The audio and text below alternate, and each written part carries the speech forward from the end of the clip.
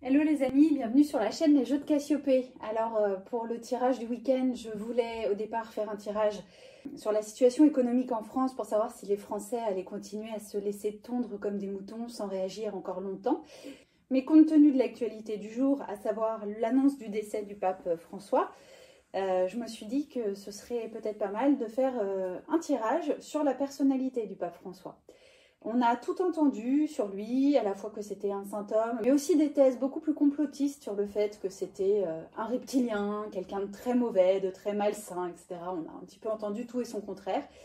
Donc je vais faire un tirage, donc cette fois-ci plutôt un tirage en ligne et non pas un tirage en croix, avec le tarot de Marseille, hein, comme toujours, pour essayer d'en apprendre un petit peu plus sur la personnalité profonde du pape. Alors c'est parti pour un tirage avec la question suivante. Est-ce que le pape était réellement un saint homme?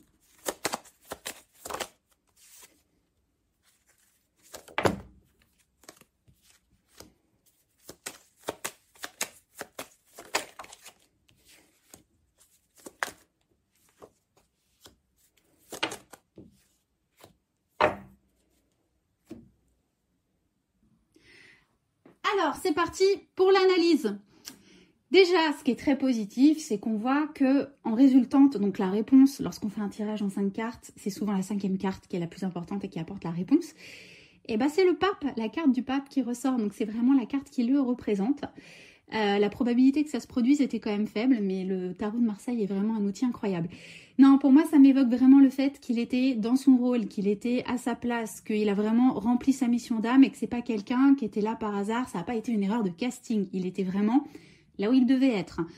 Alors, pour ce qui est des détails de sa personnalité et de la vie qu'il a menée, on voit un intérêt certain pour le fait de sonder le psychisme humain. Je pense que c'était quelqu'un qui était très intéressé par la psyché humaine, puisque la lune et l'ermite ensemble, ça parle vraiment de psychologie, de sonder les secrets de l'âme humaine et les secrets du monde en général avec le monde à côté. Donc ça parle vraiment de quelqu'un qui était assez introverti, qui aimait en tout cas prendre du temps pour se replier sur lui afin d'analyser son passé et d'analyser sa psyché. Donc c'est quelqu'un qui devait avoir une nature profonde assez introvertie et qui a été obligé de se confronter au monde, vraiment à la foule, hein, puisque la carte du monde, on peut la prendre au sens littéral du terme, c'est-à-dire beaucoup de monde. Et puis surtout, ça représente les instances étatiques et ça représente le fait qu'il a dû sortir de son isolement pour assumer ses fonctions de chef d'État et rencontrer aussi les autres chefs d'État et propager la doctrine catholique dans le monde. L'ermite, c'est aussi la carte qui représente le passé. Donc, et ça représente les choses troubles, les choses qui parfois ne sont pas révélées et qui restent en arrière-fond.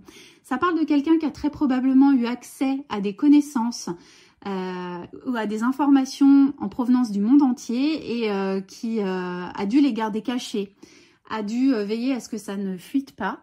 Pas forcément par malfaisance, mais soit parce qu'il en avait reçu l'ordre, soit parce qu'il était personnellement persuadé que les rendre publics déstabiliserait les gens. Donc en tout cas, on voit que c'est quelqu'un qui a veillé à conserver secret et caché un certain nombre de faits. Et peut-être même aussi des artefacts récoltés au travers du monde. Ça, on le sait, hein, qu'il y a des documents au Vatican qui sont ultra cachés, ultra secrets, et que le Vatican a récolté au travers de la planète entière des artefacts qui contredisent beaucoup de faits historiques.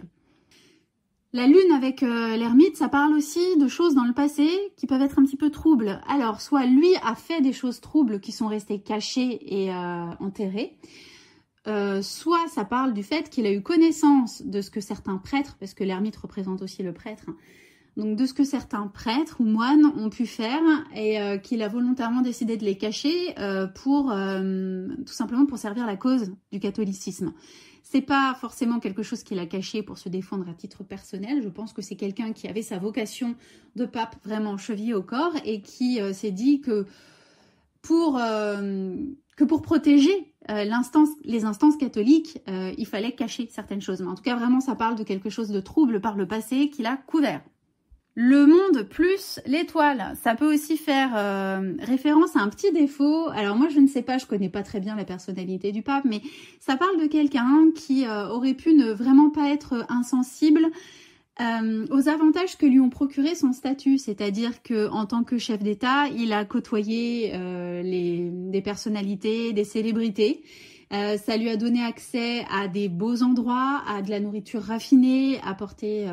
alors, lui, dans son cas, pas forcément des beaux vêtements parce qu'il était habillé avec sa tenue de pape, mais en tout cas, ça donne accès à des beaux lieux, à un certain privilège en lien avec les belles choses, avec les bons produits, avec voilà tous les avantages conférés par un haut statut.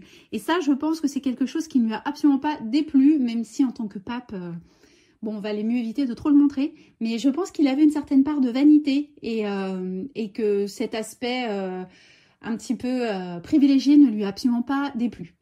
Avec l'étoile dans son tirage, je ne serais pas étonnée qu'il ait eu un goût aussi pour l'étude des choses en lien avec l'astronomie ou l'astrologie, en tout cas quelque chose en lien avec les étoiles. Sachant qu'en plus, le 18 et l'ermite, ça parle de quelqu'un qui a un goût prononcé pour les sciences occultes. Donc ça, je pense qu'il a probablement eu un intérêt marqué pour ça, mais qu'il n'a pas trop pu le mettre en avant parce que c'est pas forcément très compatible avec la doctrine catholique. Et enfin, donc on a l'étoile et le pape. Le pape, c'est vraiment quelqu'un d'assez protecteur, de bienveillant, qui essaye d'éduquer les gens, de transmettre un message pour le bien de son auditoire.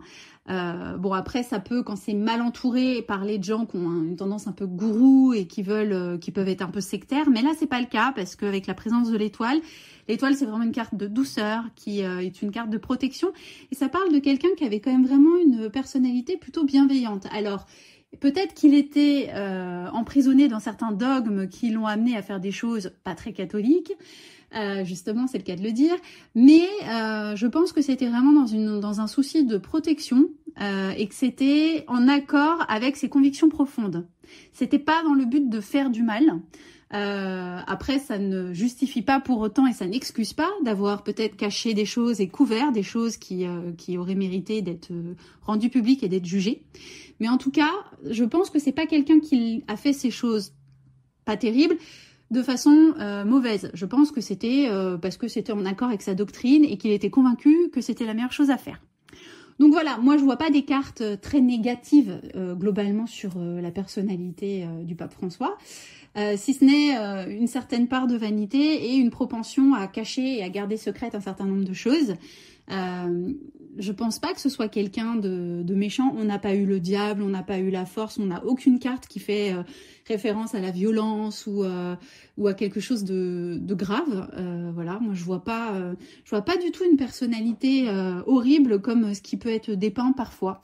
Si cette vidéo vous a plu, n'hésitez pas à la liker, ça aidera à lui donner un petit peu plus de visibilité sur YouTube.